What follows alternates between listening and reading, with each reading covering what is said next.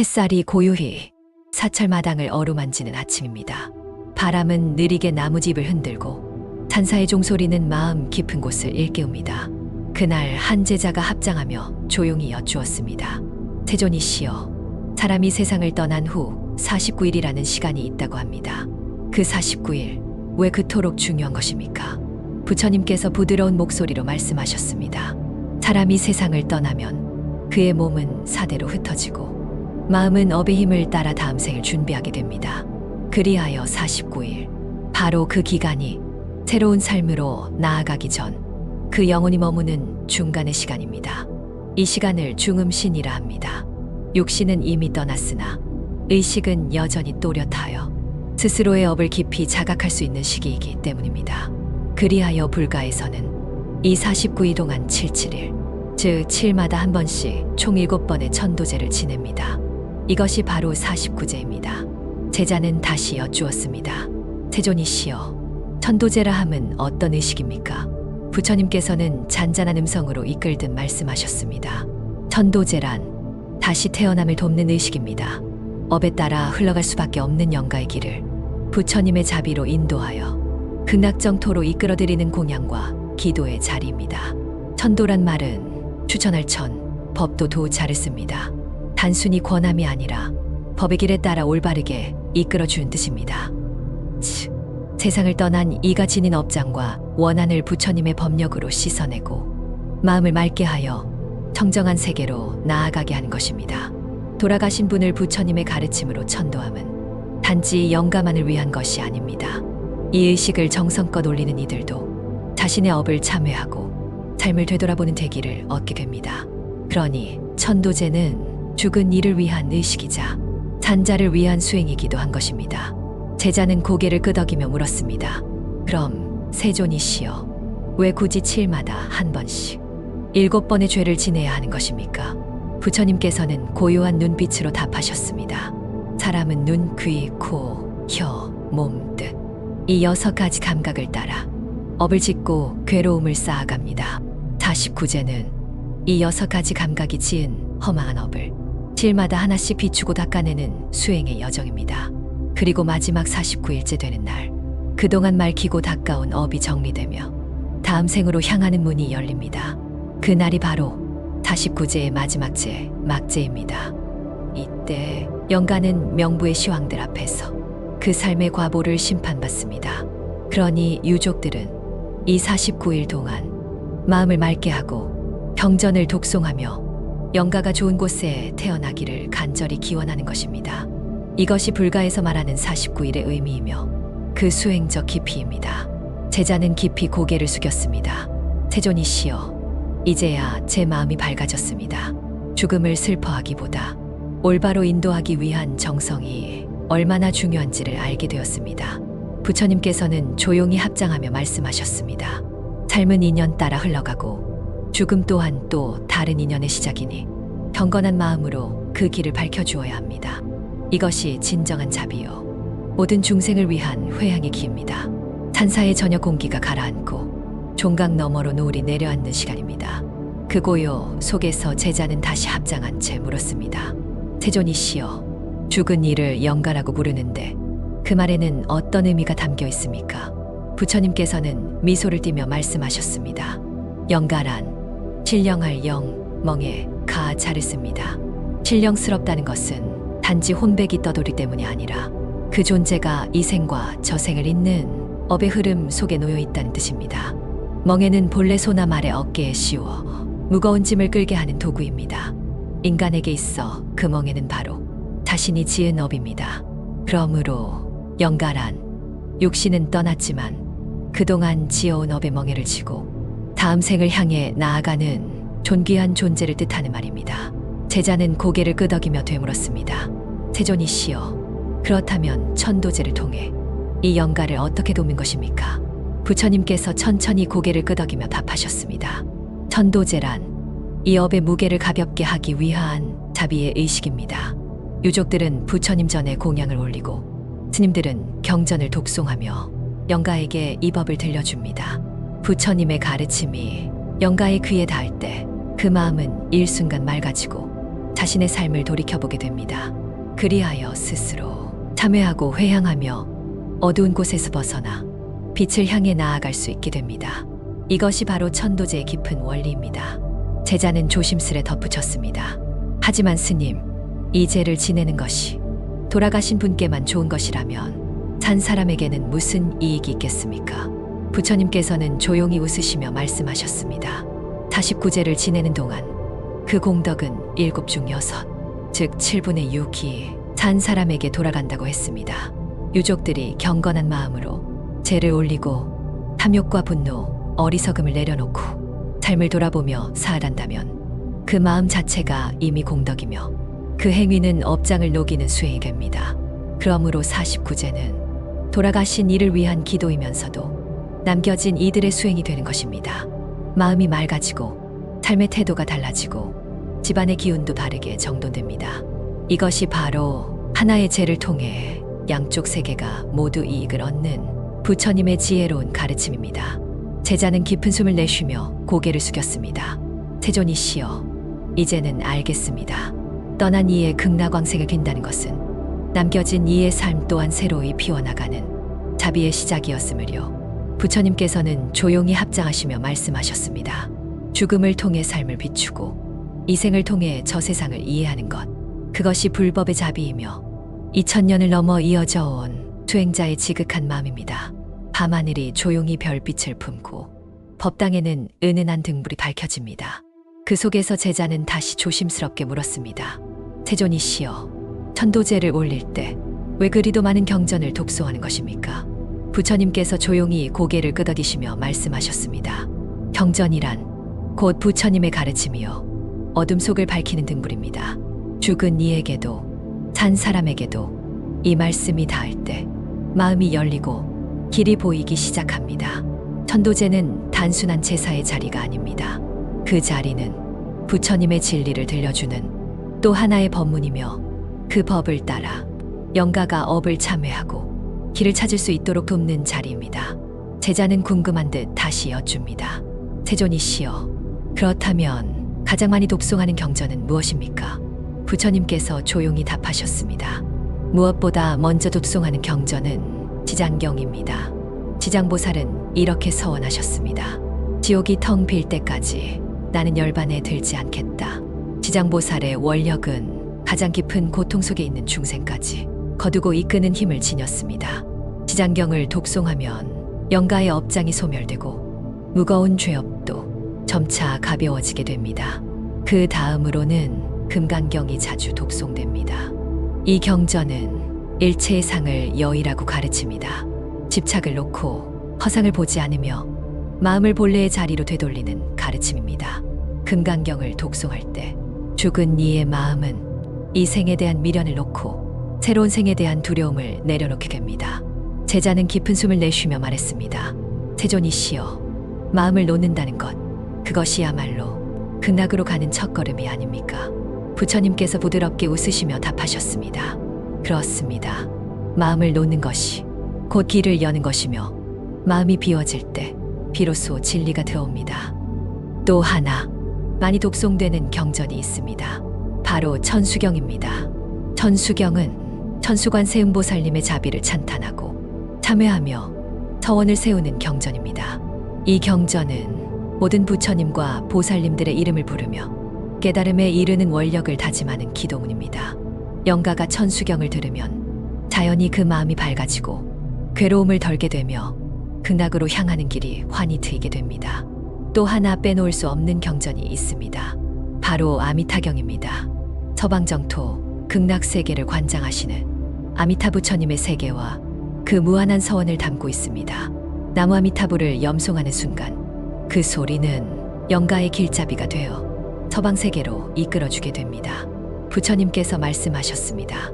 누군가의 이름을 계속 부르면 그 사람은 반드시 오게 된다. 영가가 아미타불의 이름을 들을 때 그분은 자비로운 미소로 영가를 맞이하러 오십니다. 그러니 아미타경을 독송하는 것은 부처님께 귀의하고 극락정토로 향하게 하는 가장 직접적인 인도인 것입니다. 제자는 합장한 채 고개를 숙였습니다. 세존이시여, 경전을 읽는 것은 그저 읽는 것이 아니라 마음을 닫고 길을 여는 수행이었습니다. 부처님께서 고요한 어조로 말씀하셨습니다. 경전은 소리이지만 그 속엔 진리가 있습니다. 그 진리를 들려주는 것, 그것이야말로 죽은 이를 위로하고 산 이를 정화하는 가장 큰 공양이 되는 것입니다. 법당에 흐르는 향내가 조용히 감돌고 종소리는 마음속 깊은 곳까지 울려 퍼집니다. 제자는 다시 부처님 앞에 엎드려 조심스럽게 여쭈었습니다. 세존이시여, 경전 말고도 짧은 진언들을 자주 염송하는 것을 봅니다. 그 진언들에는 어떤 힘이 담겨 있는 것입니까? 부처님께서 고요히 말씀하셨습니다. 진언이란 말이 아니라 마음입니다.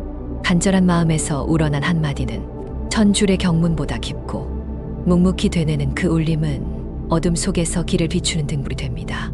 그 중에서도 천도제에서 가장 널리 염송되는 것이 있으니 그것이 바로 광명진언입니다. 이 진언은 부처님의 지혜와 자비가 비처럼 퍼져 온갖 업장을 소멸시킨다고 전해집니다.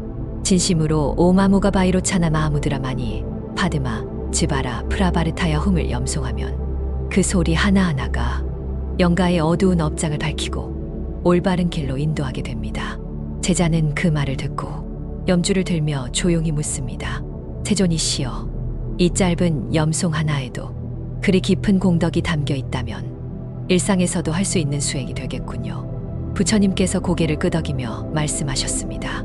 그렇습니다. 광명진언은 장소를 가리지 않습니다. 버스를 타고 가며 바치를 하며 조용한 산책길을 걸으며 언제 어디서든 마음을 담아 되뇌면 그 공덕은 분명히 회향됩니다. 그대가 염송하는 한마디는 그대로 공양이 되며 그대의 업장을 녹이는 불씨가 됩니다. 또한 천도제에서 자주 낭독되는 글이 하나 더 있습니다. 그것은 바로 무상계입니다. 무상계는 이 세상 모든 존재가 더섭고 허망하며 결국 사라지는 것임을 알려주는 말씀입니다. 모든 것은 생겨나면 반드시 사라지나니 이 몸 역시 한 줌 흙으로 돌아가리.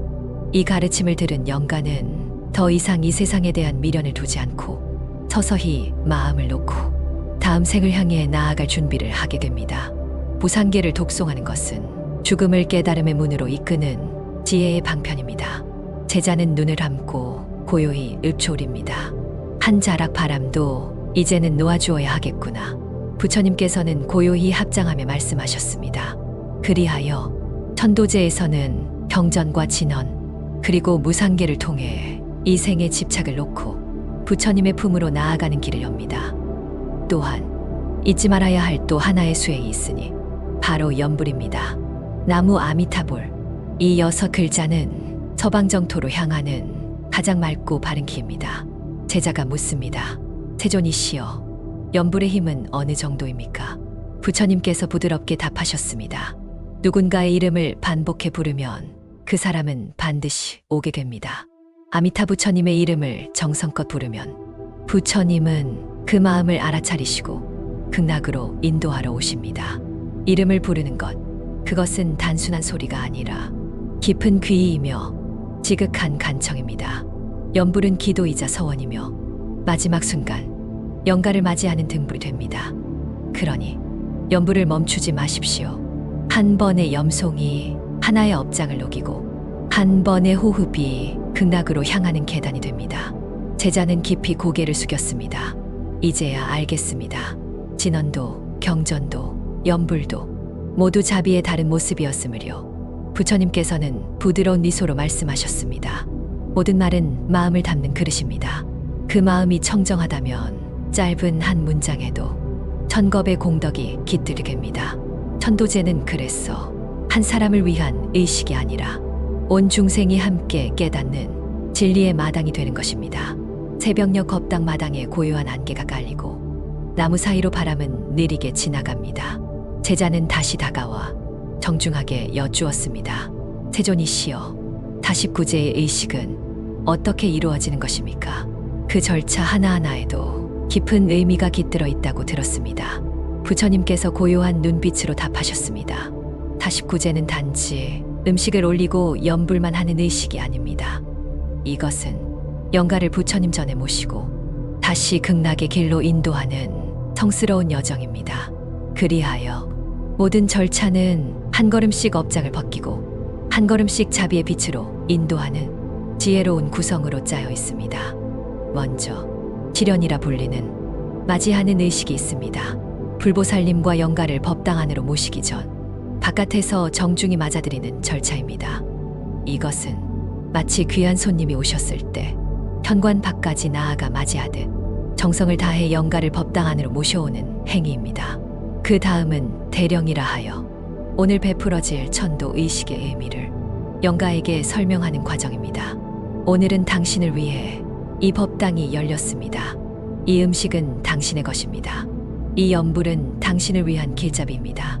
그런 뜻을 전하는 의식입니다. 이후에는 관욕이라 하여 영가의 몸을 목욕시키는 절차가 이어집니다. 비록 육신은 없으나 그 식시은 여전히 살아있으므로 청정한 의식으로 새로운 생을 맞이할 준비를 시켜드리는 것입니다. 제자는 조용히 속삭이듯 말했습니다. 세존이시여, 이 모든 절차가 영가 한 분 한 분을 정성껏 맞이하고 보살피는 자비의 마음이군요. 부처님께서 고개를 끄덕이며 이어 말씀하셨습니다. 다음으로는 신중작법이라 하여 이 도량을 수호하는 신중님들께 의뢰를 드리는 의식이 있습니다. 이 자리는 부처님의 법이 설해진 곳이오니 지장보살님의 자비와 함께 모든 악귀와 장애를 물리쳐 주시고 영가가 무사히 극락으로 향하도록 도와주소서. 이런 뜻을 담아 신중께 공양을 올리고 도량의 안녕을 기원합니다. 그리하여 이 도량이 망자의 길을 비추는 청정한 수행처가 되는 것입니다. 이후에는 창단불공이 이루어집니다. 부처님께 정성껏 공양을 올리며 그 공덕을 영가에게 회향하는 절차입니다. 경전을 독송하고 천수경이나 반야심경 등을 염송하며 마음을 맑히고 자비심을 확장시킵니다. 그 다음은 퇴공이식입니다. 부처님께 올린 공양을 신중단과 영가에게도 회향하여 그 은혜를 널리 나누는 절차입니다. 이후에는 본격적인 시식의식, 즉 관음시식을 통해 영가에게 음식을 올립니다. 그러나 이것은 단지 밥을 먹으라는 의식이 아닙니다. 음식을 올리며 이 세상의 무상함, 집착의 허망함, 그리고 해탈의 길을 설해드리는 것입니다. 영가가 법문을 듣고 미련을 버리며 다음 생으로 향할 수 있도록 도와드리는 절차입니다. 제자는 조용히 물었습니다. 세존이시여, 이토록 정성스러운 절차를 단 한 명의 영가를 위해 드리는 것입니까? 부처님께서는 부드럽게 웃으시며 말씀하셨습니다. 그렇습니다. 한 사람의 삶도 그 마음도 결코 가벼이 여길 수 없습니다. 모든 존재는 불성을 지녔으며 그 한 생이 전 우주와 이어져 있습니다. 그러니 한 분의 영가를 정성껏 인도하는 일은 온 우주를 향한 자비의 실천이 되는 것입니다. 이 모든 절차가 끝난 후에는 봉송이라 하여 영가를 다시 극락으로 모시는 마지막 의식을 치릅니다. 이제 당신은 이승에서의 모든 인연을 놓고 극락정토의 꽃길을 따라 나아가십시오. 그렇게 인도하는 것입니다. 제자는 고개를 깊이 숙이며 말했습니다. 세존이시여, 이제야 알겠습니다. 한 번의 49제가 얼마나 깊은 의미를 담고 있는지요. 부처님께서는 조용히 합장하며 말씀하셨습니다. 49제는 한 사람의 죽음을 위한 의식이 아니라 그 죽음을 통해 삶을 돌아보고 모든 인연을 정화하는 자비의 연꽃입니다. 법당에는 다시 종소리가 울리고 그 울림은 바람을 타고 산사의 골골마다 스며듭니다. 제자는 부처님 앞에 고요히 앉아 다시 질문을 올립니다. 세존이시여, 49제에서는 7마다 한 번씩 총 7번의 제를 지낸다고 들었습니다. 그 7번의 제, 각각 어떤 의미를 담고 있는 것입니까? 부처님께서는 부드러운 어조로 답하셨습니다. 사람은 눈으로 보고, 귀로 듣고, 코로 맡고, 입으로 말하고, 몸으로 행하고, 뜻으로 생각하며 살아갑니다. 이 6가지 감각은 삶의 모든 업을 만들어내는 뿌리입니다. 그러므로 49제에서는 이 6 감각기관이 지은 업을 하나씩 돌아보며 닦아내고 마지막 7번째 날에 극락으로 향하는 문을 여는 것입니다. 첫 번째 제, 초제는 눈을 정화하는 제입니다. 사람은 눈으로 보고 분별하고 판단하며 그로 인해 오해하고 욕심내고 미워하게 됩니다. 보았으나 놓지 못하고 보지 못했음에도 믿어버리는 그 어리석음을 닦는 죄가 바로 초죄입니다.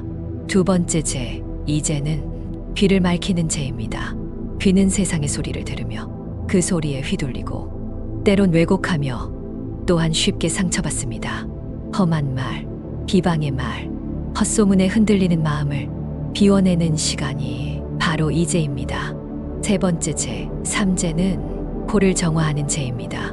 좋은 향을 좇아 쾌락을 따르고 싫은 냄새를 피해 유물 품게 되는 탐진치의 시작이 코에서 비롯되기도 합니다. 이러한 감각적 집착을 밝히는 시간이 삼죄입니다. 네 번째 죄, 사죄는 입, 곧 혀를 정화하는 죄입니다.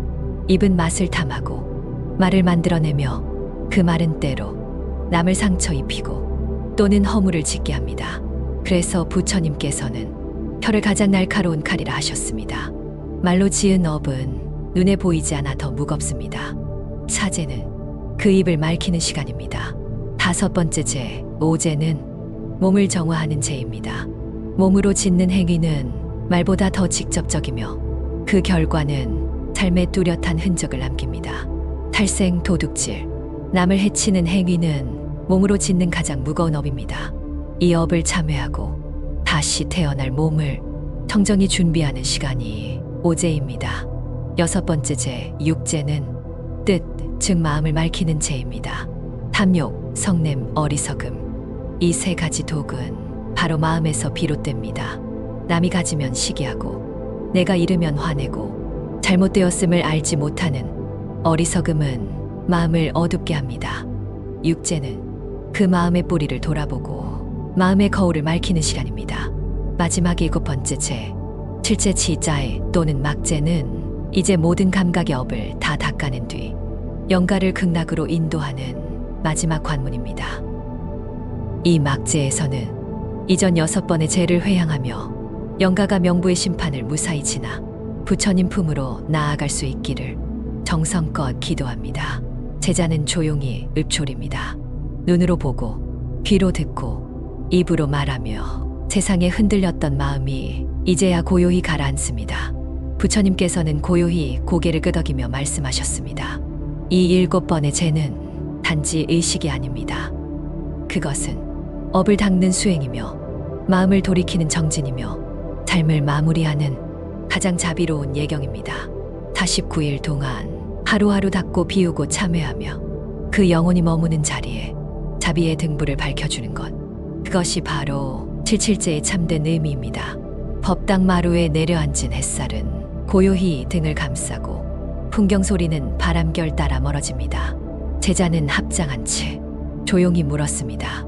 세존이시여, 사람은 죽은 뒤 49일 동안 어디로 가고 누구를 만나게 됩니까? 부처님께서 고요히 말씀하셨습니다. 죽은 이의 육신은 땅으로 돌아가고 의식만이 남아 다음 생을 향해 죽음의 세계를 지나게 됩니다. 그 죽음의 시간 동안 영가는 명부의 10분의 왕, 즉 시왕을 차례로 만나 생전의 업을 심판받습니다. 이것이 바로 사후의 진시한 거울입니다. 첫 번째 왕은 진광대왕입니다. 사람이 죽은 지 7일이 되는 날, 이 대왕 앞에서 삶 전체의 선과 악, 거짓과 진실을 심판받게 됩니다. 두 번째는 초강대왕, 죽은 지 14일째 되는 날, 그 앞에 서게 됩니다. 이 대왕은 남의 것을 탐한 자, 물질의 이익을 부당하게 취한 자의 업을 가려냅니다. 세 번째는 송제대왕, 죽은 지 21일이 되는 날, 언행의 업, 거짓말과 험담, 불성실한 행위의 과보를 판단합니다. 네 번째 오관대왕은 28일째 되는 날, 오관의 행위가 지닌 업장을 세밀히 심판합니다. 다섯 번째는 널리 알려진 염라대왕, 죽은 지 35일째 업경대라는 거울 앞에 서서 자신의 생전 행위를 그대로 마주 보게 됩니다. 이 대왕은 속일 수 없는 지혜로 업의 경중을 가려냅니다. 여섯 번째 변성대왕은 죽은 지 42일째 되는 날, 마음속 깊은 탐욕과 은밀한 행위들까지 낱낱이 들여다봅니다. 일곱 번째는 태산대왕, 49일째 되는 날, 영가는 마지막 판결을 받습니다. 이 대왕은 지옥, 악귀, 축생, 인간, 수라, 천상의 육도 윤회 중 다음 생의 방향을 결정합니다. 제자는 고개를 들고 조용히 물었습니다. 세존이시여, 이렇게 심판을 받는 것이 무섭기만 합니다. 그러나 부처님께서는 부드러운 눈빛으로 말씀하셨습니다. 두려워 마십시오. 주왕은 형벌의 관리가 아니라 자비의 거울입니다. 그대가 살아있을 때 참회하고 공덕을 닦았으며 마음을 돌이켰다면 그 모든 것은 그들의 법좌 앞에서 자비로운 평가로 돌아옵니다. 그리고 기억하십시오. 이 49제 동안 산 사람이 지은 선행과 기도는 그대로 영가의 길이 됩니다. 제자는 다시 여쭙습니다. 세존이시여, 그렇다면 나머지 시왕들은 언제 등장하십니까? 부처님께서는 이으셨습니다. 8번째 평등대왕은 죽은 지 100일째 되는 날 그동안의 심판을 다시 점검하고 공평한 판결을 내립니다. 9번째 도시대왕은 일주기, 즉 1년째 되는 날 남녀의 도리, 가족 간의 인연, 정과 욕망을 중심으로 업을 판단합니다. 마지막 10번째는 오도전륜대왕. 이 대왕은 3년상이 끝난 시점 모든 심판을 종합하여 다음 생의 윤회를 결정합니다. 이 10명의 시왕은 심판을 위해 존재하는 것이 아니라 모든 생명을 업에 따라 올바른 자리로 인도하기 위해 그 자리에 계십니다. 그러므로 이 시왕들을 향해 경전을 읽고 진언을 외우며 기도하는 것은 단순한 겁내는 의식이 아니라 자비로운 회향의 시간입니다. 제자는 깊이 고개를 숙였습니다. 세존이시여, 심판을 넘어 자비가 흐르는 길을 이제야 알겠습니다. 부처님께서는 고요히 합장하며 말씀하셨습니다. 사람은 누구나 죽은 뒤 업을 따라 떠나게 됩니다. 그러나 그 길은 막혀 있는 것이 아니라 깨달음과 자비로 열려 있습니다.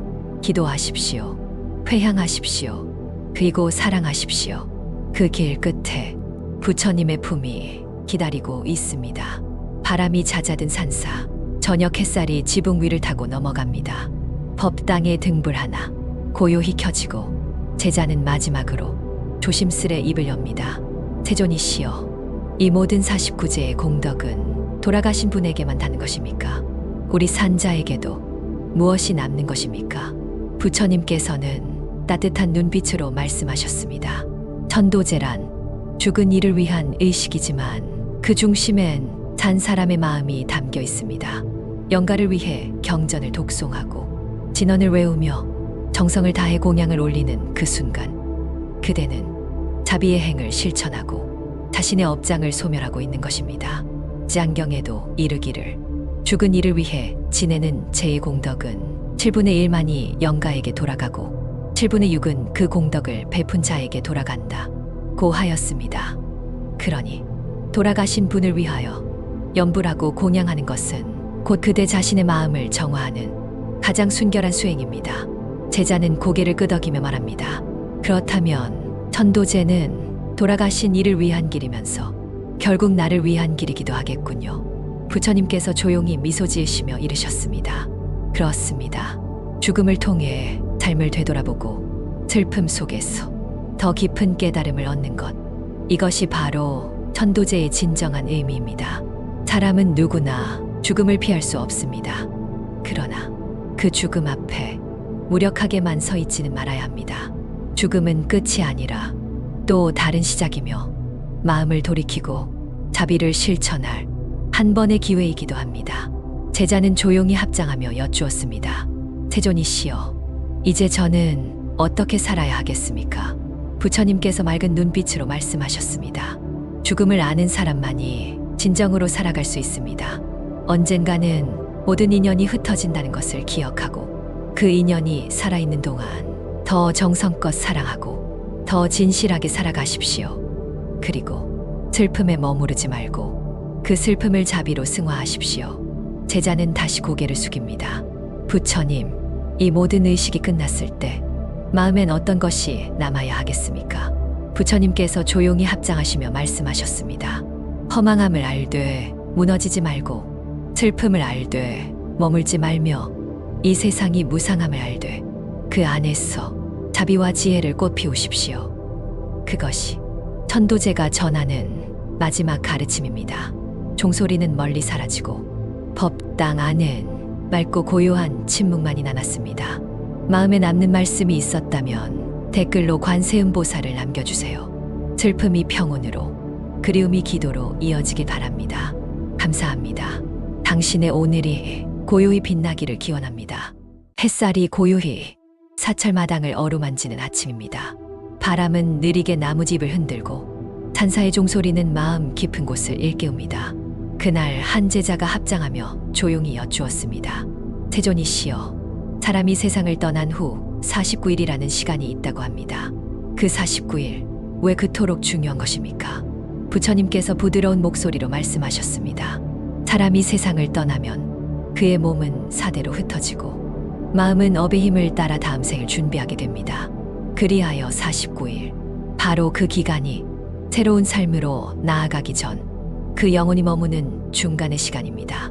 이 시간을 중음신이라 합니다. 육신은 이미 떠났으나 의식은 여전히 또렷하여 스스로의 업을 깊이 자각할 수 있는 시기이기 때문입니다. 그리하여 불가에서는 이 49일 동안 77일, 즉 7마다 한 번씩 총 7번의 천도제를 지냅니다. 이것이 바로 49제입니다. 제자는 다시 여쭈었습니다. 세존이시여, 천도제라 함은 어떤 의식입니까?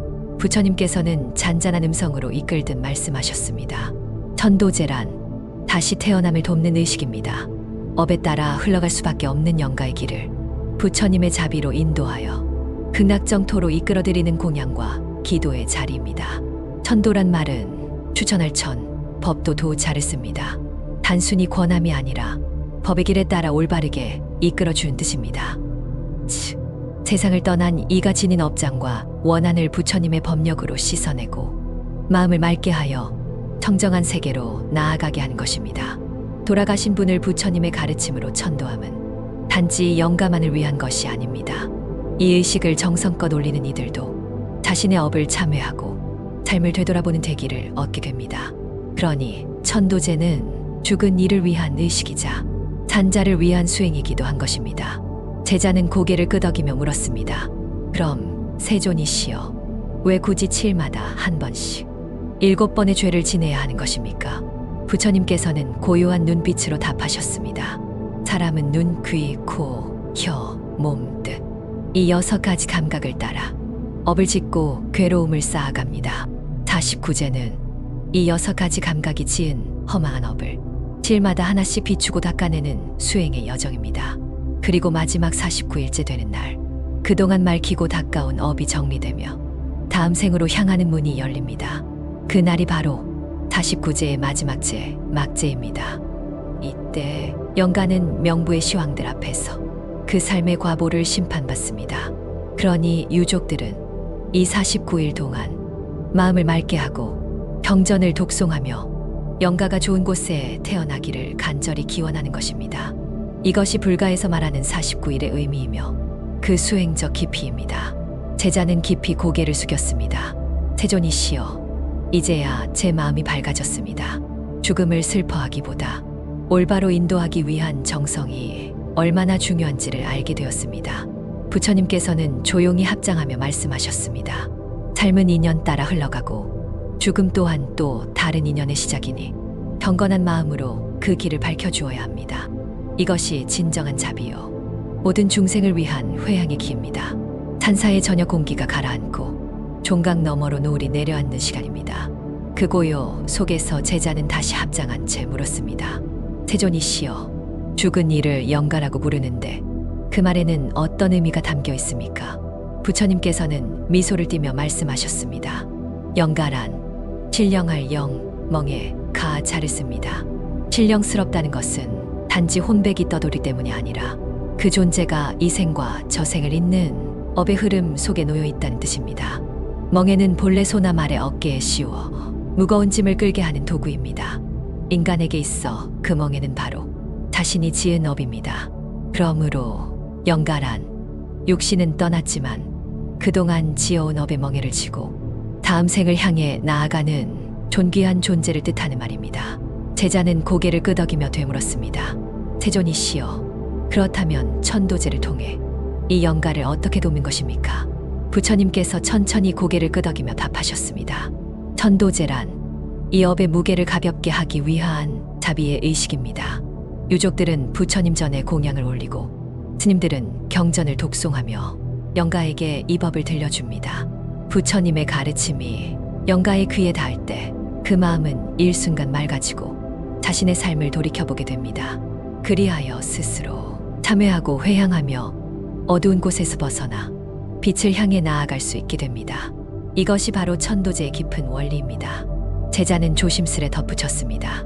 하지만 스님, 이 죄를 지내는 것이 돌아가신 분께만 좋은 것이라면 산 사람에게는 무슨 이익이 있겠습니까? 부처님께서는 조용히 웃으시며 말씀하셨습니다. 49제를 지내는 동안 그 공덕은 7 중 6, 즉 7분의 6이 산 사람에게 돌아간다고 했습니다.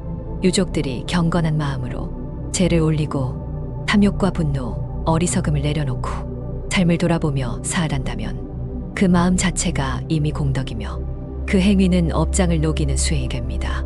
그러므로 49제는 돌아가신 이를 위한 기도이면서도 남겨진 이들의 수행이 되는 것입니다. 마음이 맑아지고 삶의 태도가 달라지고 집안의 기운도 바르게 정돈됩니다. 이것이 바로 하나의 죄를 통해 양쪽 세계가 모두 이익을 얻는 부처님의 지혜로운 가르침입니다. 제자는 깊은 숨을 내쉬며 고개를 숙였습니다. 세존이시여, 이제는 알겠습니다.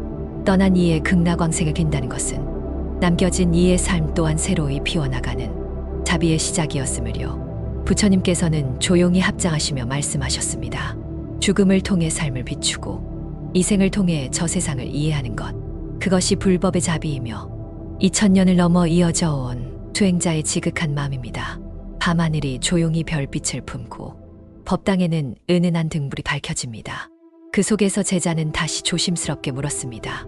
세존이시여, 천도제를 올릴 때 왜 그리도 많은 경전을 독송하는 것입니까? 부처님께서 조용히 고개를 끄덕이시며 말씀하셨습니다. 경전이란 곧 부처님의 가르침이요 어둠 속을 밝히는 등불입니다. 죽은 이에게도 산 사람에게도 이 말씀이 닿을 때 마음이 열리고 길이 보이기 시작합니다. 천도제는 단순한 제사의 자리가 아닙니다. 그 자리는 부처님의 진리를 들려주는 또 하나의 법문이며 그 법을 따라 영가가 업을 참회하고 길을 찾을 수 있도록 돕는 자리입니다. 제자는 궁금한 듯 다시 여쭙니다. 세존이시여, 그렇다면 가장 많이 독송하는 경전은 무엇입니까? 부처님께서 조용히 답하셨습니다. 무엇보다 먼저 독송하는 경전은 지장경입니다. 지장보살은 이렇게 서원하셨습니다. 지옥이 텅 빌 때까지 나는 열반에 들지 않겠다. 지장보살의 원력은 가장 깊은 고통 속에 있는 중생까지 거두고 이끄는 힘을 지녔습니다. 지장경을 독송하면 영가의 업장이 소멸되고 무거운 죄업도 점차 가벼워지게 됩니다. 그 다음으로는 금강경이 자주 독송됩니다.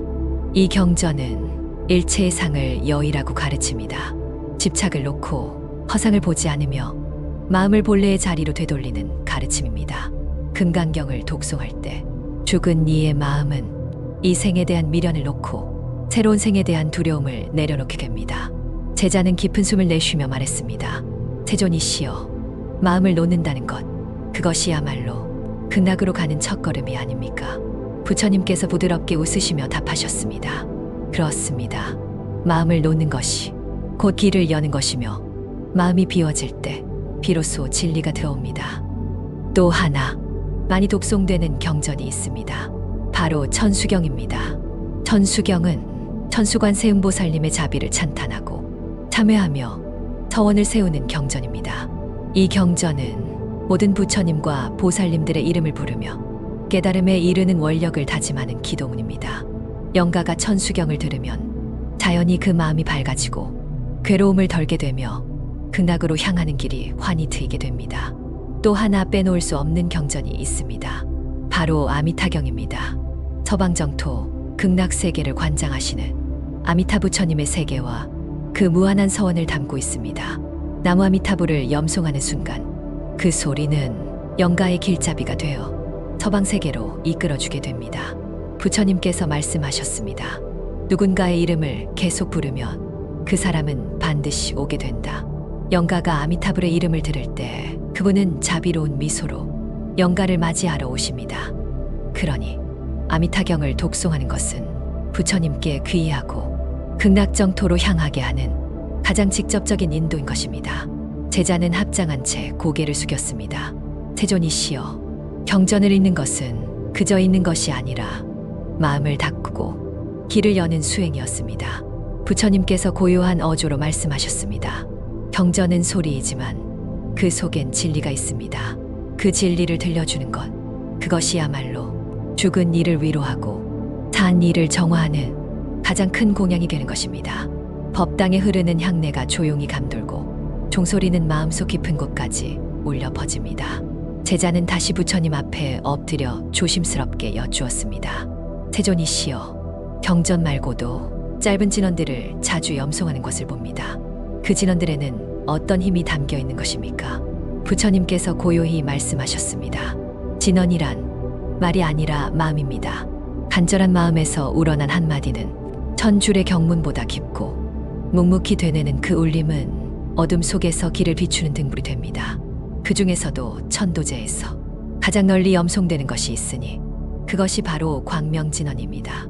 이 진언은 부처님의 지혜와 자비가 비처럼 퍼져 온갖 업장을 소멸시킨다고 전해집니다. 진심으로 오마무가바이로차나 마하무드라마니 파드마, 즈바라, 프라바르타야 훔을 염송하면 그 소리 하나하나가 영가의 어두운 업장을 밝히고 올바른 길로 인도하게 됩니다. 제자는 그 말을 듣고 염주를 들며 조용히 묻습니다. 세존이시여, 이 짧은 염송 하나에도 그리 깊은 공덕이 담겨 있다면 일상에서도 할 수 있는 수행이 되겠군요. 부처님께서 고개를 끄덕이며 말씀하셨습니다. 그렇습니다. 광명진언은 장소를 가리지 않습니다. 버스를 타고 가며 바치를 하며 조용한 산책길을 걸으며 언제 어디서든 마음을 담아 되뇌면 그 공덕은 분명히 회향됩니다. 그대가 염송하는 한마디는 그대로 공양이 되며 그대의 업장을 녹이는 불씨가 됩니다. 또한 천도제에서 자주 낭독되는 글이 하나 더 있습니다. 그것은 바로 무상계입니다. 무상계는 이 세상 모든 존재가 더섭고 허망하며 결국 사라지는 것임을 알려주는 말씀입니다. 모든 것은 생겨나면 반드시 사라지나니 이 몸 역시 한 줌 흙으로 돌아가리. 이 가르침을 들은 영가는 더 이상 이 세상에 대한 미련을 두지 않고 서서히 마음을 놓고 다음 생을 향해 나아갈 준비를 하게 됩니다. 무상계를 독송하는 것은 죽음을 깨달음의 문으로 이끄는 지혜의 방편입니다. 제자는 눈을 감고 고요히 읊조립니다. 한 자락 바람도 이제는 놓아주어야 하겠구나. 부처님께서는 고요히 합장하며 말씀하셨습니다. 그리하여 천도제에서는 경전과 진언 그리고 무상계를 통해 이 생의 집착을 놓고 부처님의 품으로 나아가는 길을 엽니다. 또한 잊지 말아야 할 또 하나의 수행이 있으니 바로 염불입니다. 나무 아미타불, 이 6글자는 서방정토로 향하는 가장 맑고 바른 길입니다. 제자가 묻습니다. 세존이시여, 염불의 힘은 어느 정도입니까? 부처님께서 부드럽게 답하셨습니다. 누군가의 이름을 반복해 부르면 그 사람은 반드시 오게 됩니다. 아미타 부처님의 이름을 정성껏 부르면 부처님은 그 마음을 알아차리시고 극락으로 인도하러 오십니다. 이름을 부르는 것, 그것은 단순한 소리가 아니라 깊은 귀의이며 지극한 간청입니다. 염불은 기도이자 서원이며 마지막 순간 영가를 맞이하는 등불이 됩니다. 그러니 염불을 멈추지 마십시오. 한 번의 염송이 하나의 업장을 녹이고 한 번의 호흡이 극락으로 향하는 계단이 됩니다. 제자는 깊이 고개를 숙였습니다. 이제야 알겠습니다. 진언도 경전도 염불도 모두 자비의 다른 모습이었으므려 부처님께서는 부드러운 미소로 말씀하셨습니다. 모든 말은 마음을 담는 그릇입니다. 그 마음이 청정하다면 짧은 한 문장에도 천겁의 공덕이 깃들게 됩니다. 천도제는 그래서 한 사람을 위한 의식이 아니라 온 중생이 함께 깨닫는 진리의 마당이 되는 것입니다. 새벽녘 법당 마당에 고요한 안개가 깔리고 나무 사이로 바람은 느리게 지나갑니다. 제자는 다시 다가와 정중하게 여쭈었습니다. 세존이시여, 49제의 의식은 어떻게 이루어지는 것입니까? 그 절차 하나하나에도 깊은 의미가 깃들어 있다고 들었습니다. 부처님께서 고요한 눈빛으로 답하셨습니다. 49제는 단지 음식을 올리고 염불만 하는 의식이 아닙니다. 이것은 영가를 부처님 전에 모시고 다시 극락의 길로 인도하는 성스러운 여정입니다. 그리하여 모든 절차는 한 걸음씩 업장을 벗기고 한 걸음씩 자비의 빛으로 인도하는 지혜로운 구성으로 짜여 있습니다. 먼저 지련이라 불리는 맞이하는 의식이 있습니다. 불보살님과 영가를 법당 안으로 모시기 전 바깥에서 정중히 맞아들이는 절차입니다. 이것은 마치 귀한 손님이 오셨을 때 현관 밖까지 나아가 맞이하듯 정성을 다해 영가를 법당 안으로 모셔오는 행위입니다. 그 다음은 대령이라 하여 오늘 베풀어질 천도 의식의 의미를 영가에게 설명하는 과정입니다. 오늘은 당신을 위해 이 법당이 열렸습니다. 이 음식은 당신의 것입니다. 이 염불은 당신을 위한 길잡이입니다. 그런 뜻을 전하는 의식입니다. 이후에는 관욕이라 하여 영가의 몸을 목욕시키는 절차가 이어집니다. 비록 육신은 없으나 그 식시은 여전히 살아있으므로 청정한 의식으로 새로운 생을 맞이할 준비를 시켜드리는 것입니다. 제자는 조용히 속삭이듯 말했습니다. 세존이시여, 이 모든 절차가 영가 한 분 한 분을 정성껏 맞이하고 보살피는 자비의 마음이군요. 부처님께서 고개를 끄덕이며 이어 말씀하셨습니다. 다음으로는 신중작법이라 하여 이 도량을 수호하는 신중님들께 의뢰를 드리는 의식이 있습니다. 이 자리는 부처님의 법이 설해진 곳이오니 지장보살님의 자비와 함께 모든 악귀와 장애를 물리쳐 주시고 영가가 무사히 극락으로 향하도록 도와주소서. 이런 뜻을 담아 신중께 공양을 올리고 도량의 안녕을 기원합니다. 그리하여 이 도량이 망자의 길을 비추는 청정한 수행처가 되는 것입니다. 이후에는 상단불공이 이루어집니다. 부처님께 정성껏 공양을 올리며 그 공덕을 영가에게 회행하는 절차입니다. 경전을 독송하고 천수경이나 반야심경 등을 염송하며 마음을 맑히고 자비심을 확장시킵니다. 그 다음은 퇴공이식입니다. 부처님께 올린 공양을 신중단과 영가에게도 회향하여 그 은혜를 널리 나누는 절차입니다. 이후에는 본격적인 시식의식, 즉 관음시식을 통해 영가에게 음식을 올립니다. 그러나 이것은 단지 밥을 먹으라는 의식이 아닙니다. 음식을 올리며 이 세상의 무상함, 집착의 허망함, 그리고 해탈의 길을 설해드리는 것입니다. 영가가 법문을 듣고 미련을 버리며 다음 생으로 향할 수 있도록 도와드리는 절차입니다. 제자는 조용히 물었습니다. 세존이시여, 이토록 정성스러운 절차를 단 한 명의 영가를 위해 드리는 것입니까? 부처님께서는 부드럽게 웃으시며 말씀하셨습니다. 그렇습니다. 한 사람의 삶도 그 마음도 결코 가벼이 여길 수 없습니다. 모든 존재는 불성을 지녔으며 그 한 생이 전 우주와 이어져 있습니다. 그러니 한 분의 영가를 정성껏 인도하는 일은 온 우주를 향한 자비의 실천이 되는 것입니다. 이 모든 절차가 끝난 후에는 봉송이라 하여 영가를 다시 극락으로 모시는 마지막 의식을 치릅니다. 이제 당신은 이승에서의 모든 인연을 놓고 극락정토의 꽃길을 따라 나아가십시오. 그렇게 인도하는 것입니다. 제자는 고개를 깊이 숙이며 말했습니다. 세존이시여, 이제야 알겠습니다. 한 번의 49제가 얼마나 깊은 의미를 담고 있는지요. 부처님께서는 조용히 합장하며 말씀하셨습니다. 49제는 한 사람의 죽음을 위한 의식이 아니라 그 죽음을 통해 삶을 돌아보고 모든 인연을 정화하는 자비의 연꽃입니다. 법당에는 다시 종소리가 울리고 그 울림은 바람을 타고 산사의 골골마다 스며듭니다. 제자는 부처님 앞에 고요히 앉아 다시 질문을 올립니다. 세존이시여, 49제에서는 7일마다 한 번씩 총 7번의 제를 지낸다고 들었습니다.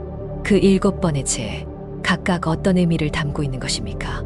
부처님께서는 부드러운 어조로 답하셨습니다.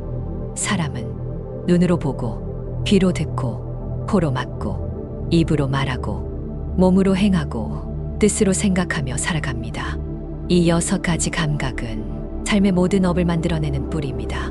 그러므로 49제에서는 이 6감각기관이 지은 업을 하나씩 돌아보며 닦아내고 마지막 7번째 날에 극락으로 향하는 문을 여는 것입니다. 첫 번째 제, 초제는 눈을 정화하는 제입니다. 사람은 눈으로 보고 분별하고 판단하며 그로 인해 오해하고 욕심내고 미워하게 됩니다. 보았으나 놓지 못하고 보지 못했음에도 믿어버리는 그 어리석음을 닦는 제가 바로 초제입니다. 두 번째 제, 이제는 귀를 맑히는 제입니다. 귀는 세상의 소리를 들으며 그 소리에 휘둘리고 때론 왜곡하며 또한 쉽게 상처받습니다. 험한 말, 비방의 말, 헛소문에 흔들리는 마음을 비워내는 시간이 바로 이제입니다. 세 번째 제, 삼제는 코를 정화하는 제입니다. 좋은 향을 좇아 쾌락을 따르고 싫은 냄새를 피해 유물 품게 되는 탐진치의 시작이 코에서 비롯되기도 합니다. 이러한 감각적 집착을 밝히는 시간이 삼제입니다. 네 번째 제, 사제는 입, 곧 혀를 정화하는 제입니다. 입은 맛을 탐하고 말을 만들어내며 그 말은 때로 남을 상처 입히고 또는 허물을 짓게 합니다. 그래서 부처님께서는 혀를 가장 날카로운 칼이라 하셨습니다. 말로 지은 업은 눈에 보이지 않아 더 무겁습니다.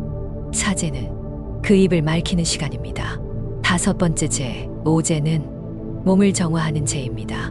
몸으로 짓는 행위는 말보다 더 직접적이며 그 결과는 삶에 뚜렷한 흔적을 남깁니다.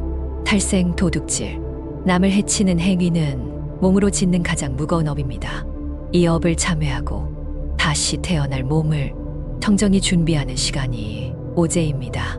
여섯 번째 제, 육제는 뜻, 즉 마음을 맑히는 제입니다.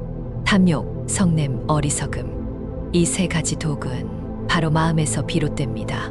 남이 가지면 시기하고 내가 잃으면 화내고 잘못되었음을 알지 못하는 어리석음은 마음을 어둡게 합니다.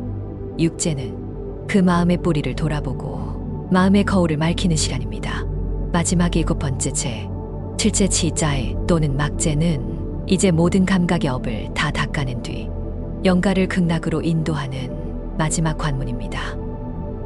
이 막제에서는 이전 6번의 죄를 회양하며 영가가 명부의 심판을 무사히 지나 부처님 품으로 나아갈 수 있기를 정성껏 기도합니다. 제자는 조용히 읊조립니다. 눈으로 보고 귀로 듣고 입으로 말하며 세상에 흔들렸던 마음이 이제야 고요히 가라앉습니다. 부처님께서는 고요히 고개를 끄덕이며 말씀하셨습니다. 이 7번의 죄는 단지 의식이 아닙니다. 그것은 업을 닦는 수행이며 마음을 돌이키는 정진이며 삶을 마무리하는 가장 자비로운 예경입니다. 49일 동안 하루하루 닦고 비우고 참회하며 그 영혼이 머무는 자리에 자비의 등불을 밝혀주는 것, 그것이 바로 77제의 참된 의미입니다. 법당 마루에 내려앉은 햇살은 고요히 등을 감싸고 풍경 소리는 바람결 따라 멀어집니다. 제자는 합장한 채 조용히 물었습니다. 세존이시여, 사람은 죽은 뒤 49일 동안 어디로 가고 누구를 만나게 됩니까? 부처님께서 고요히 말씀하셨습니다. 죽은 이의 육신은 땅으로 돌아가고 의식만이 남아 다음 생을 향해 죽음의 세계를 지나게 됩니다. 그 죽음의 시간 동안 영가는 명부의 10분의 왕, 즉 시왕을 차례로 만나 생전의 업을 심판받습니다. 이것이 바로 사후의 진시한 거울입니다. 첫 번째 왕은 진광대왕입니다. 사람이 죽은 지 7일이 되는 날, 이 대왕 앞에서 삶 전체의 선과 악, 거짓과 진실을 심판받게 됩니다. 두 번째는 초강대왕, 죽은 지 14일째 되는 날, 그 앞에 서게 됩니다. 이 대왕은 남의 것을 탐한 자, 물질의 이익을 부당하게 취한 자의 업을 가려냅니다. 세 번째는 송제대왕, 죽은 지 21일이 되는 날, 언행의 업, 거짓말과 험담, 불성실한 행위의 과보를 판단합니다. 네 번째 오관대왕은 28일째 되는 날, 오관의 행위가 지닌 업장을 세밀히 심판합니다. 다섯 번째는 널리 알려진 염라대왕, 죽은 지 35일째, 업경대라는 거울 앞에 서서 자신의 생전 행위를 그대로 마주 보게 됩니다. 이 대왕은 속일 수 없는 지혜로 업의 경중을 가려냅니다. 6번째 변성대왕은 죽은 지 42일째 되는 날 마음속 깊은 탐욕과 은밀한 행위들까지 낱낱이 들여다봅니다. 7번째는 태산대왕 49일째 되는 날 영가는 마지막 판결을 받습니다. 이 대왕은 지옥, 악귀, 축생, 인간, 수라, 천상의 6도 윤회 중 다음 생의 방향을 결정합니다. 제자는 고개를 들고 조용히 물었습니다. 세존이시여, 이렇게 심판을 받는 것이 무섭기만 합니다. 그러나 부처님께서는 부드러운 눈빛으로 말씀하셨습니다. 두려워 마십시오. 주왕은 형벌의 관리가 아니라 자비의 거울입니다. 그대가 살아있을 때 참회하고 공덕을 닦았으며 마음을 돌이켰다면 그 모든 것은 그들의 법좌 앞에서 자비로운 평가로 돌아옵니다. 그리고 기억하십시오. 이 49제 동안 산 사람이 지은 선행과 기도는 그대로 영가의 길이 됩니다. 제자는 다시 여쭙습니다. 세존이시여, 그렇다면 나머지 시왕들은 언제 등장하십니까? 부처님께서는 이으셨습니다. 8번째 평등대왕은 죽은 지 100일째 되는 날 그동안의 심판을 다시 점검하고 공평한 판결을 내립니다. 9번째 도시대왕은 일주기, 즉 1년째 되는 날 남녀의 도리, 가족 간의 인연, 정과 욕망을 중심으로 업을 판단합니다. 마지막 10번째는 오도전륜대왕. 이 대왕은 3년상이 끝난 시점 모든 심판을 종합하여 다음 생의 윤회를 결정합니다. 이 10명의 시왕은 심판을 위해 존재하는 것이 아니라 모든 생명을 업에 따라 올바른 자리로 인도하기 위해 그 자리에 계십니다. 그러므로 이 시왕들을 향해 경전을 읽고 진언을 외우며 기도하는 것은 단순한 겁내는 의식이 아니라 자비로운 회향의 시간입니다. 제자는 깊이 고개를 숙였습니다. 세존이시여, 심판을 넘어 자비가 흐르는 길을 이제야 알겠습니다. 부처님께서는 고요히 합장하며 말씀하셨습니다. 사람은 누구나 죽은 뒤 업을 따라 떠나게 됩니다. 그러나 그 길은 막혀 있는 것이 아니라 깨달음과 자비로 열려 있습니다. 기도하십시오. 회향하십시오. 그리고 사랑하십시오. 그 길 끝에 부처님의 품이 기다리고 있습니다. 바람이 잦아든 산사, 저녁 햇살이 지붕 위를 타고 넘어갑니다. 법당의 등불 하나 고요히 켜지고 제자는 마지막으로 조심스레 입을 엽니다. 세존이시여, 이 모든 49제의 공덕은 돌아가신 분에게만 닿는 것입니까? 우리 산자에게도 무엇이 남는 것입니까? 부처님께서는 따뜻한 눈빛으로 말씀하셨습니다. 천도제란 죽은 이를 위한 의식이지만 그 중심엔 산 사람의 마음이 담겨 있습니다. 영가를 위해 경전을 독송하고 진언을 외우며 정성을 다해 공양을 올리는 그 순간 그대는 자비의 행을 실천하고 자신의 업장을 소멸하고 있는 것입니다. 지안경에도 이르기를 죽은 이를 위해 지내는 제의 공덕은 7분의 1만이 영가에게 돌아가고 7분의 6은 그 공덕을 베푼 자에게 돌아간다 고 하였습니다. 그러니 돌아가신 분을 위하여 염불하고 공양하는 것은 곧 그대 자신의 마음을 정화하는 가장 순결한 수행입니다. 제자는 고개를 끄덕이며 말합니다. 그렇다면 천도제는 돌아가신 이를 위한 길이면서 결국 나를 위한 길이기도 하겠군요. 부처님께서 조용히 미소 지으시며 이르셨습니다. 그렇습니다. 죽음을 통해 삶을 되돌아보고 슬픔 속에서 더 깊은 깨달음을 얻는 것, 이것이 바로 천도제의 진정한 의미입니다. 사람은 누구나 죽음을 피할 수 없습니다. 그러나 그 죽음 앞에 무력하게만 서 있지는 말아야 합니다. 죽음은 끝이 아니라 또 다른 시작이며 마음을 돌이키고 자비를 실천할 한 번의 기회이기도 합니다. 제자는 조용히 합장하며 여쭈었습니다. 세존이시여, 이제 저는 어떻게 살아야 하겠습니까? 부처님께서 맑은 눈빛으로 말씀하셨습니다. 죽음을 아는 사람만이 진정으로 살아갈 수 있습니다. 언젠가는 모든 인연이 흩어진다는 것을 기억하고 그 인연이 살아있는 동안 더 더 정성껏 사랑하고 더 진실하게 살아가십시오. 그리고 슬픔에 머무르지 말고 그 슬픔을 자비로 승화하십시오. 제자는 다시 고개를 숙입니다. 부처님, 이 모든 의식이 끝났을 때 마음엔 어떤 것이 남아야 하겠습니까? 부처님께서 조용히 합장하시며 말씀하셨습니다. 허망함을 알되 무너지지 말고 슬픔을 알되 머물지 말며 이 세상이 무상함을 알되 그 안에서 자비와 지혜를 꽃피우십시오. 그것이 천도제가 전하는 마지막 가르침입니다.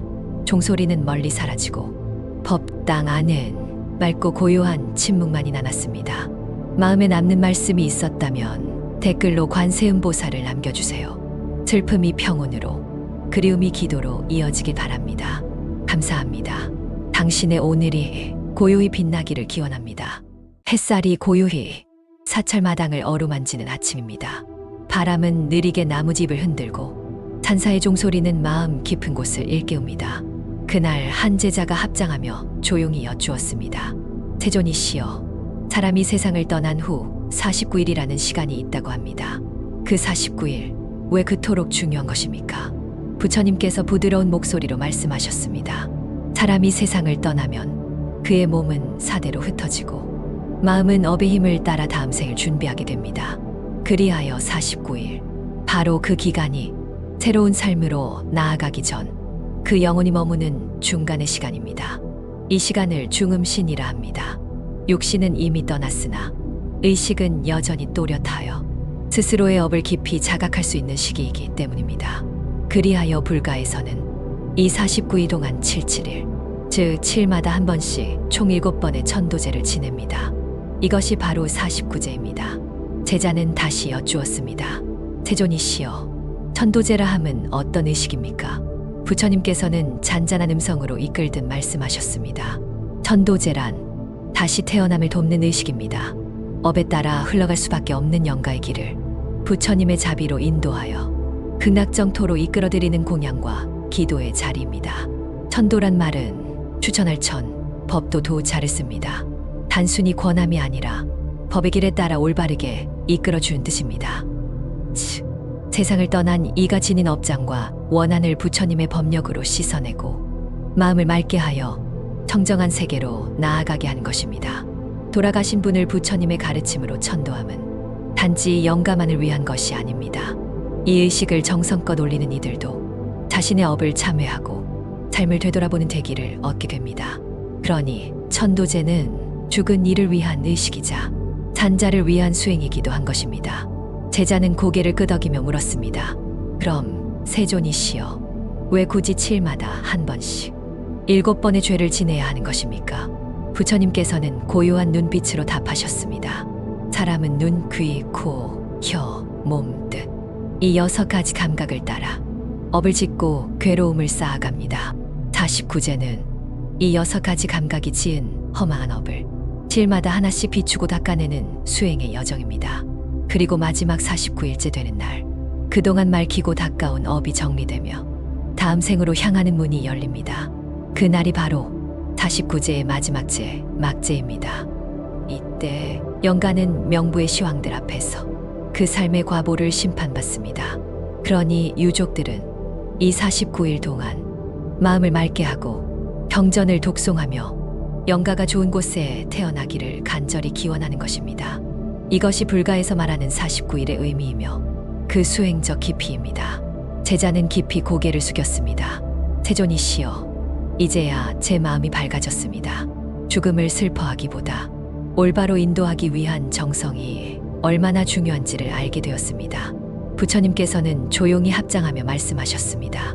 삶은 인연 따라 흘러가고 죽음 또한 또 다른 인연의 시작이니 경건한 마음으로 그 길을 밝혀주어야 합니다. 이것이 진정한 자비요, 모든 중생을 위한 회향의 기입니다. 산사의 저녁 공기가 가라앉고 종각 너머로 노을이 내려앉는 시간입니다. 그 고요 속에서 제자는 다시 합장한 채 물었습니다. 세존이시여, 죽은 이를 영가라고 부르는데 그 말에는 어떤 의미가 담겨 있습니까? 부처님께서는 미소를 띠며 말씀하셨습니다. 영가란 신령할 영, 멍에 가 자를 씁니다. 신령스럽다는 것은 단지 혼백이 떠돌이 때문이 아니라 그 존재가 이 생과 저 생을 잇는 업의 흐름 속에 놓여 있다는 뜻입니다. 멍에는 본래 소나 말의 어깨에 씌워 무거운 짐을 끌게 하는 도구입니다. 인간에게 있어 그 멍에는 바로 자신이 지은 업입니다. 그러므로 영가란 육신은 떠났지만 그동안 지어온 업의 멍에를 지고 다음 생을 향해 나아가는 존귀한 존재를 뜻하는 말입니다. 제자는 고개를 끄덕이며 되물었습니다. 세존이시여, 그렇다면 천도제를 통해 이 영가를 어떻게 돕는 것입니까? 부처님께서 천천히 고개를 끄덕이며 답하셨습니다. 천도제란 이 업의 무게를 가볍게 하기 위한 자비의 의식입니다. 유족들은 부처님 전에 공양을 올리고 스님들은 경전을 독송하며 영가에게 이 법을 들려줍니다. 부처님의 가르침이 영가의 귀에 닿을 때 그 마음은 일순간 맑아지고 자신의 삶을 돌이켜보게 됩니다. 그리하여 스스로 참회하고 회향하며 어두운 곳에서 벗어나 빛을 향해 나아갈 수 있게 됩니다. 이것이 바로 천도제의 깊은 원리입니다. 제자는 조심스레 덧붙였습니다. 하지만 스님, 이 제를 지내는 것이 돌아가신 분께만 좋은 것이라면 산 사람에게는 무슨 이익이 있겠습니까? 부처님께서는 조용히 웃으시며 말씀하셨습니다. 49제를 지내는 동안 그 공덕은 7 중 6, 즉 7분의 6이 산 사람에게 돌아간다고 했습니다. 유족들이 경건한 마음으로 제를 올리고 탐욕과 분노, 어리석음을 내려놓고 삶을 돌아보며 살아간다면 그 마음 자체가 이미 공덕이며 그 행위는 업장을 녹이는 수행이 됩니다. 그러므로 49제는 돌아가신 이를 위한 기도이면서도 남겨진 이들의 수행이 되는 것입니다. 마음이 맑아지고 삶의 태도가 달라지고 집안의 기운도 바르게 정돈됩니다. 이것이 바로 하나의 제를 통해 양쪽 세계가 모두 이익을 얻는 부처님의 지혜로운 가르침입니다. 제자는 깊은 숨을 내쉬며 고개를 숙였습니다. 세존이시여, 이제는 알겠습니다. 떠난 이의 극락왕생을 빈다는 것은 남겨진 이의 삶 또한 새로이 피워나가는 자비의 시작이었으므려 부처님께서는 조용히 합장하시며 말씀하셨습니다. 죽음을 통해 삶을 비추고 이 생을 통해 저 세상을 이해하는 것, 그것이 불법의 자비이며 2000년을 넘어 이어져 온 수행자의 지극한 마음입니다. 밤하늘이 조용히 별빛을 품고 법당에는 은은한 등불이 밝혀집니다. 그 속에서 제자는 다시 조심스럽게 물었습니다. 세존이시여, 천도제를 올릴 때 왜 그리도 많은 경전을 독송하는 것입니까? 부처님께서 조용히 고개를 끄덕이시며 말씀하셨습니다. 경전이란 곧 부처님의 가르침이요 어둠 속을 밝히는 등불입니다. 죽은 이에게도 산 사람에게도 이 말씀이 닿을 때 마음이 열리고 길이 보이기 시작합니다. 천도제는 단순한 제사의 자리가 아닙니다. 그 자리는 부처님의 진리를 들려주는 또 하나의 법문이며 그 법을 따라 영가가 업을 참회하고 길을 찾을 수 있도록 돕는 자리입니다. 제자는 궁금한 듯 다시 여쭙니다. 세존이시여, 그렇다면 가장 많이 독송하는 경전은 무엇입니까? 부처님께서 조용히 답하셨습니다. 무엇보다 먼저 독송하는 경전은 지장경입니다. 지장보살은 이렇게 서원하셨습니다. 지옥이 텅 빌 때까지 나는 열반에 들지 않겠다. 지장보살의 원력은 가장 깊은 고통 속에 있는 중생까지 거두고 이끄는 힘을 지녔습니다. 지장경을 독송하면 영가의 업장이 소멸되고 무거운 죄업도 점차 가벼워지게 됩니다. 그 다음으로는 금강경이 자주 독송됩니다. 이 경전은 일체의 상을 여의라고 가르칩니다. 집착을 놓고 허상을 보지 않으며 마음을 본래의 자리로 되돌리는 가르침입니다. 금강경을 독송할 때 죽은 이의 마음은 이 생에 대한 미련을 놓고 새로운 생에 대한 두려움을 내려놓게 됩니다. 제자는 깊은 숨을 내쉬며 말했습니다. 세존이시여, 마음을 놓는다는 것, 그것이야말로 극락으로 가는 첫걸음이 아닙니까? 부처님께서 부드럽게 웃으시며 답하셨습니다. 그렇습니다. 마음을 놓는 것이 곧 길을 여는 것이며 마음이 비워질 때 비로소 진리가 들어옵니다. 또 하나 많이 독송되는 경전이 있습니다. 바로 천수경입니다. 천수경은 천수관 세음보살님의 자비를 찬탄하고 참회하며 서원을 세우는 경전입니다. 이 경전은 모든 부처님과 보살님들의 이름을 부르며 깨달음에 이르는 원력을 다짐하는 기도문입니다.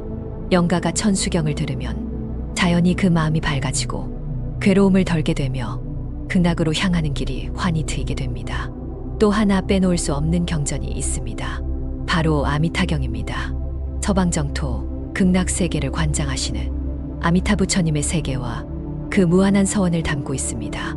나무 아미타불을 염송하는 순간 그 소리는 영가의 길잡이가 되어 서방 세계로 이끌어주게 됩니다. 부처님께서 말씀하셨습니다. 누군가의 이름을 계속 부르면 그 사람은 반드시 오게 된다.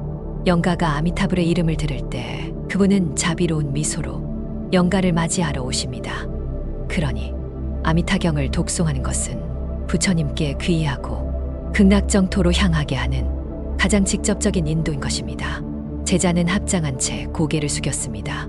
세존이시여, 경전을 읽는 것은 그저 읽는 것이 아니라 마음을 닫고 길을 여는 수행이었습니다. 부처님께서 고요한 어조로 말씀하셨습니다. 경전은 소리이지만 그 속엔 진리가 있습니다. 그 진리를 들려주는 것, 그것이야말로 죽은 이를 위로하고 산 이를 정화하는 가장 큰 공양이 되는 것입니다. 법당에 흐르는 향내가 조용히 감돌고 종소리는 마음속 깊은 곳까지 울려 퍼집니다. 제자는 다시 부처님 앞에 엎드려 조심스럽게 여쭈었습니다.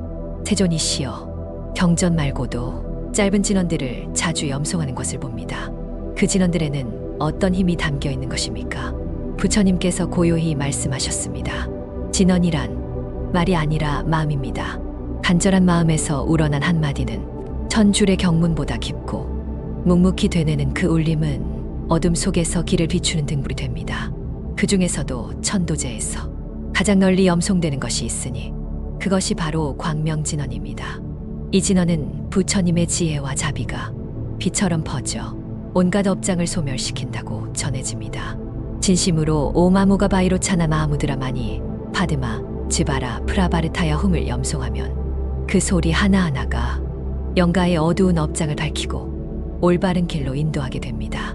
제자는 그 말을 듣고 염주를 들며 조용히 묻습니다. 세존이시여, 이 짧은 염송 하나에도 그리 깊은 공덕이 담겨 있다면 일상에서도 할 수 있는 수행이 되겠군요. 부처님께서 고개를 끄덕이며 말씀하셨습니다. 그렇습니다. 광명진언은 장소를 가리지 않습니다. 버스를 타고 가며 바치를 하며 조용한 산책길을 걸으며 언제 어디서든 마음을 담아 되뇌면 그 공덕은 분명히 회양됩니다. 그대가 염송하는 한마디는 그대로 공양이 되며 그대의 업장을 녹이는 불씨가 됩니다. 또한 천도제에서 자주 낭독되는 글이 하나 더 있습니다. 그것은 바로 무상계입니다. 무상계는 이 세상 모든 존재가 더섭고 허망하며 결국 사라지는 것임을 알려주는 말씀입니다. 모든 것은 생겨나면 반드시 사라지나니 이 몸 역시 한 줌 흙으로 돌아가리. 이 가르침을 들은 영가는 더 이상 이 세상에 대한 미련을 두지 않고 서서히 마음을 놓고 다음 생을 향해 나아갈 준비를 하게 됩니다. 무상계를 독송하는 것은 죽음을 깨달음의 문으로 이끄는 지혜의 방편입니다. 제자는 눈을 감고 고요히 읊조립니다. 한 자락 바람도 이제는 놓아주어야 하겠구나. 부처님께서는 고요히 합장하며 말씀하셨습니다. 그리하여 천도제에서는 경전과 진언 그리고 무상계를 통해 이 생의 집착을 놓고 부처님의 품으로 나아가는 길을 엽니다. 또한 잊지 말아야 할 또 하나의 수행이 있으니 바로 염불입니다. 나무 아미타불, 이 6글자는 서방정토로 향하는 가장 맑고 바른 길입니다. 제자가 묻습니다. 세존이시여, 염불의 힘은 어느 정도입니까? 부처님께서 부드럽게 답하셨습니다. 누군가의 이름을 반복해 부르면 그 사람은 반드시 오게 됩니다. 아미타 부처님의 이름을 정성껏 부르면 부처님은 그 마음을 알아차리시고 극락으로 인도하러 오십니다. 이름을 부르는 것, 그것은 단순한 소리가 아니라 깊은 귀의이며 지극한 간청입니다. 염불은 기도이자 서원이며 마지막 순간 영가를 맞이하는 등불이 됩니다. 그러니 염불을 멈추지 마십시오. 한 번의 염송이 하나의 업장을 녹이고 한 번의 호흡이 극락으로 향하는 계단이 됩니다. 제자는 깊이 고개를 숙였습니다. 이제야 알겠습니다. 진언도 경전도 염불도 모두 자비의 다른 모습이었으므려 부처님께서는 부드러운 미소로 말씀하셨습니다. 모든 말은 마음을 담는 그릇입니다. 그 마음이 청정하다면 짧은 한 문장에도 천겁의 공덕이 깃들게 됩니다. 천도제는 그래서 한 사람을 위한 의식이 아니라 온 중생이 함께 깨닫는 진리의 마당이 되는 것입니다. 새벽녘 법당 마당에 고요한 안개가 깔리고 나무 사이로 바람은 느리게 지나갑니다. 제자는 다시 다가와 정중하게 여쭈었습니다. 세존이시여, 49제의 의식은 어떻게 이루어지는 것입니까? 그 절차 하나하나에도 깊은 의미가 깃들어 있다고 들었습니다. 부처님께서 고요한 눈빛으로 답하셨습니다. 49제는 단지 음식을 올리고 염불만 하는 의식이 아닙니다. 이것은 영가를 부처님 전에 모시고 다시 극락의 길로 인도하는 성스러운 여정입니다. 그리하여 모든 절차는 한 걸음씩 업장을 벗기고 한 걸음씩 자비의 빛으로 인도하는 지혜로운 구성으로 짜여 있습니다. 먼저 지련이라 불리는 맞이하는 의식이 있습니다. 불보살님과 영가를 법당 안으로 모시기 전 바깥에서 정중히 맞아들이는 절차입니다. 이것은 마치 귀한 손님이 오셨을 때 현관 밖까지 나아가 맞이하듯 정성을 다해 영가를 법당 안으로 모셔오는 행위입니다. 그 다음은 대령이라 하여 오늘 베풀어질 천도 의식의 의미를 영가에게 설명하는 과정입니다. 오늘은 당신을 위해 이 법당이 열렸습니다. 이 음식은 당신의 것입니다. 이 염불은 당신을 위한 길잡이입니다. 그런 뜻을 전하는 의식입니다. 이후에는 관욕이라 하여 영가의 몸을 목욕시키는 절차가 이어집니다. 비록 육신은 없으나 그 식시은 여전히 살아있으므로 청정한 의식으로 새로운 생을 맞이할 준비를 시켜드리는 것입니다. 제자는 조용히 속삭이듯 말했습니다. 세존이시여, 이 모든 절차가 영가 한 분 한 분을 정성껏 맞이하고 보살피는 자비의 마음이군요. 부처님께서 고개를 끄덕이며 이어 말씀하셨습니다. 다음으로는 신중작법이라 하여 이 도량을 수호하는 신중님들께 의뢰를 드리는 의식이 있습니다. 이 자리는 부처님의 법이 설해진 곳이오니 지장보살님의 자비와 함께 모든 악귀와 장애를 물리쳐 주시고 영가가 무사히 극락으로 향하도록 도와주소서.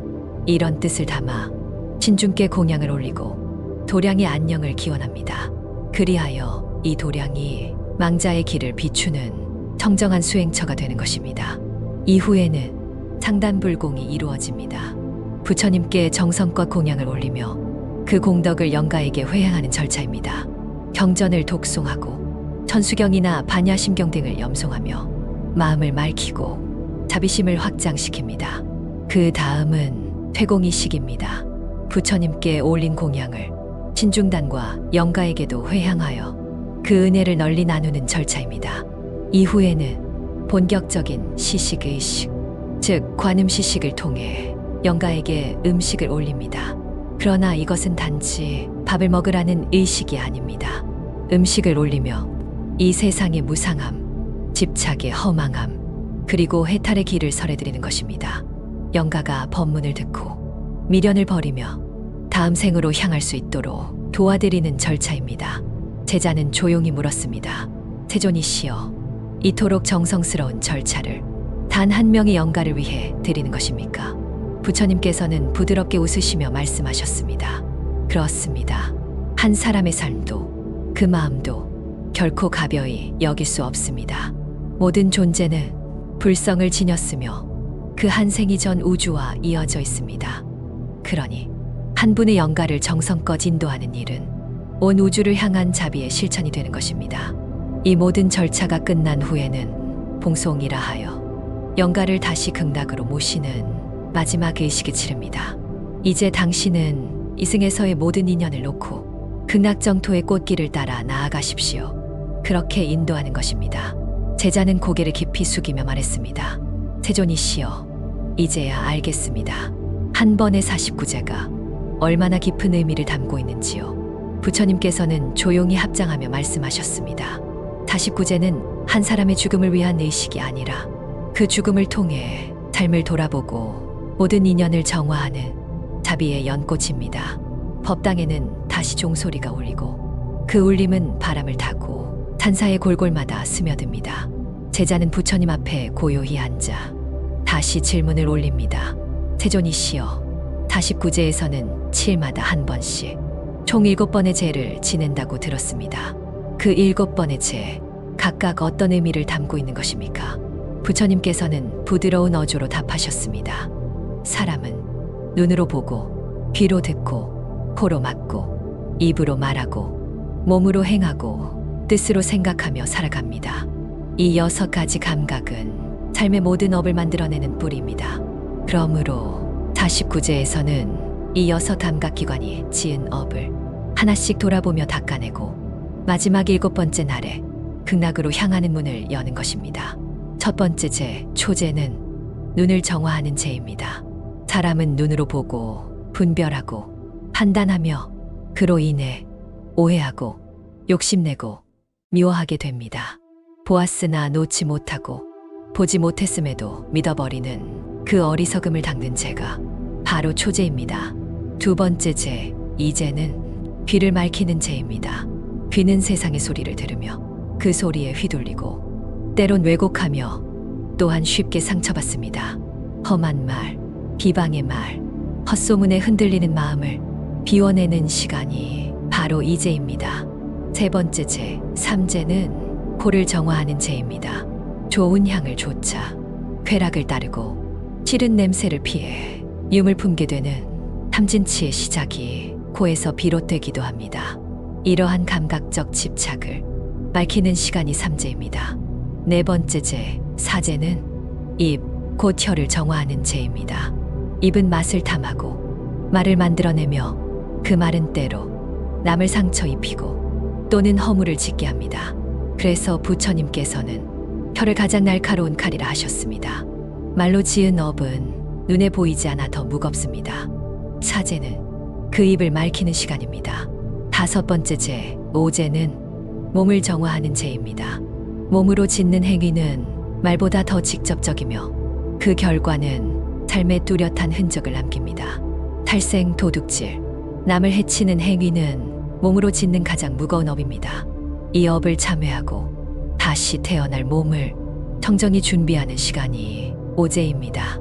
여섯 번째 제, 육제는 뜻, 즉 마음을 맑히는 제입니다.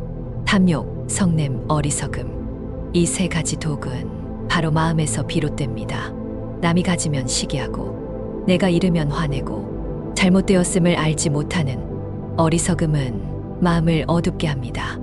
육제는 그 마음의 뿌리를 돌아보고 마음의 거울을 맑히는 시간입니다.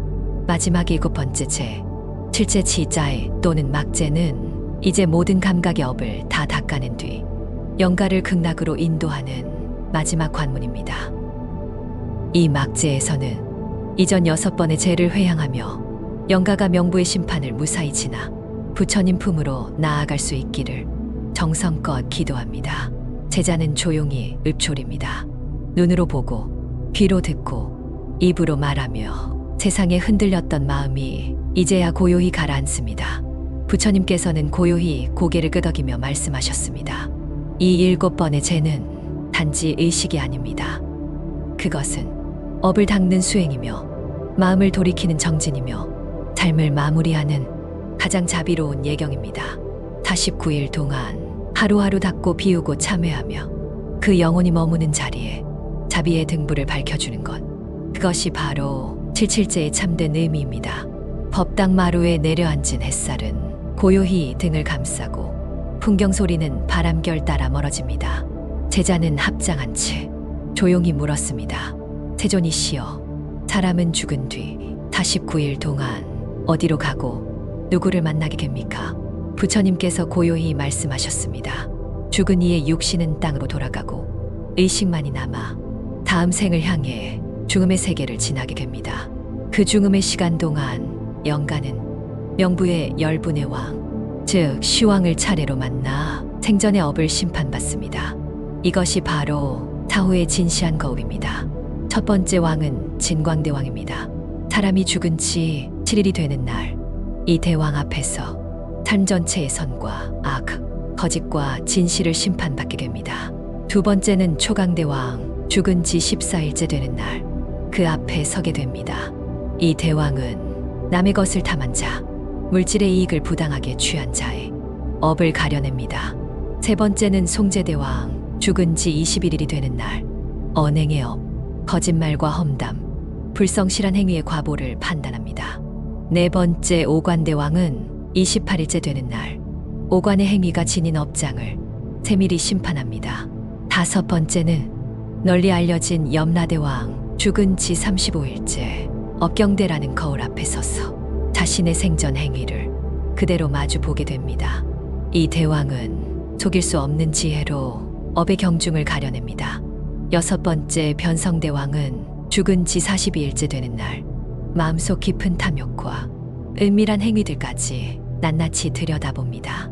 일곱 번째는 태산대왕, 49일째 되는 날, 영가는 마지막 판결을 받습니다.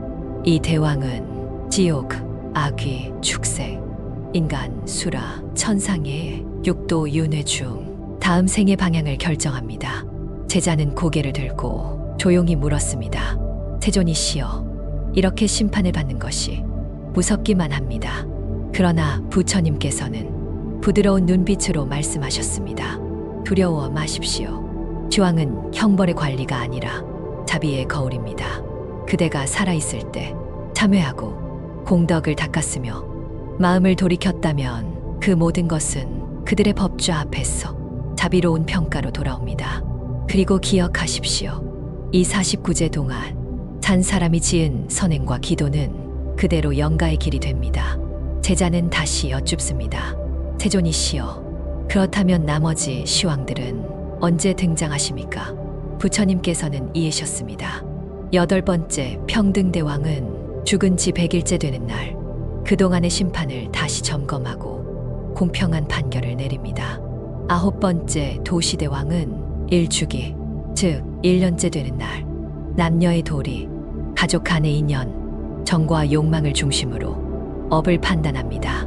마지막 열 번째는 오도전륜대왕, 이 대왕은 3년상이 끝난 시점 모든 심판을 종합하여 다음 생의 윤회를 결정합니다. 이 10명의 시왕은 심판을 위해 존재하는 것이 아니라 모든 생명을 업에 따라 올바른 자리로 인도하기 위해 그 자리에 계십니다. 그러므로 이 시왕들을 향해 경전을 읽고 진언을 외우며 기도하는 것은 단순한 겁내는 의식이 아니라 자비로운 회향의 시간입니다. 제자는 깊이 고개를 숙였습니다. 세존이시여, 심판을 넘어 자비가 흐르는 길을 이제야 알겠습니다. 부처님께서는 고요히 합장하며 말씀하셨습니다. 사람은 누구나 죽은 뒤 업을 따라 떠나게 됩니다. 그러나 그 길은 막혀 있는 것이 아니라 깨달음과 자비로 열려 있습니다. 기도하십시오. 회향하십시오. 그리고 사랑하십시오. 그 길 끝에 부처님의 품이 기다리고 있습니다. 바람이 잦아든 산사, 저녁 햇살이 지붕 위를 타고 넘어갑니다. 법당의 등불 하나 고요히 켜지고 제자는 마지막으로 조심스레 입을 엽니다. 세존이시여, 이 모든 49제의 공덕은 돌아가신 분에게만 닿는 것입니까? 우리 산자에게도 무엇이 남는 것입니까? 부처님께서는 따뜻한 눈빛으로 말씀하셨습니다. 천도제란 죽은 이를 위한 의식이지만 그 중심엔 산 사람의 마음이 담겨 있습니다.